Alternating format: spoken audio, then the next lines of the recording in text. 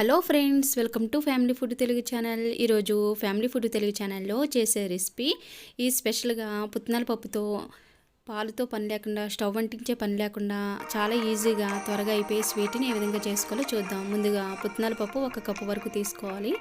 వీటిని మిక్సీ జార్లో వేసి మెత్తగా పౌడర్లా చేసుకోవాలి. ఇలా మెత్తగా అయిపోయిన తర్వాత ఒక ప్లేట్లో జల్లించుకోవాలి. ఇలా జల్లించుకున్న తర్వాత చూడండి, ఈ విధంగా వస్తుంది కదా. ఇలా జల్లించుకున్న తర్వాత మనం పక్కన పెట్టేసుకుందాం. ఇప్పుడు 1 కప్పు వరకు, అంటే కప్పుకి నేను కొద్దిగా తగ్గించి తీసుకున్నాను షుగర్ అనేది. ఇప్పుడు ఇందులో యాలకులు ఒక 4 వరకు తీసుకుని ఇది మెత్తగా మిక్సీ పట్టుకోవాలి. ఇలా మిక్సీ పట్టుకున్న తర్వాత ఒక బౌల్ తీసుకోవాలి.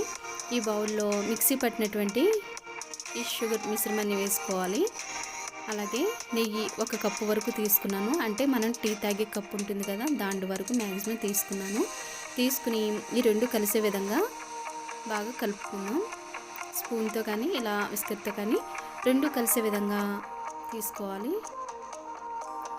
ఈ విధంగా మనకి వస్తుంది కదా.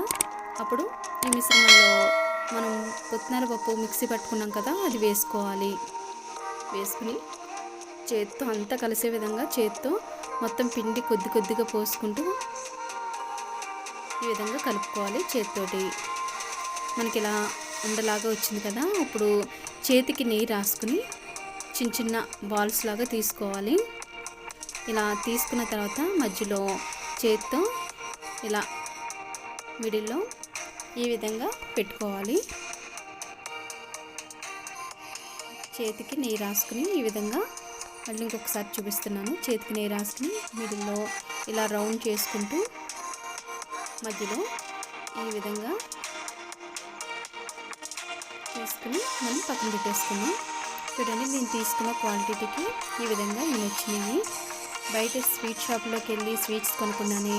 ఇది మీరు చెప్తేనే కానీ తెలియదు ఇది పుట్నాల పప్పుతో చేశామన్న సంగతి. ఈ వీడియో కనుక మీకు నచ్చినట్లయితే షేర్ చేయండి, లైక్ చేయండి, సబ్స్క్రైబ్ చేయడం మాత్రం మర్చిపోకండి.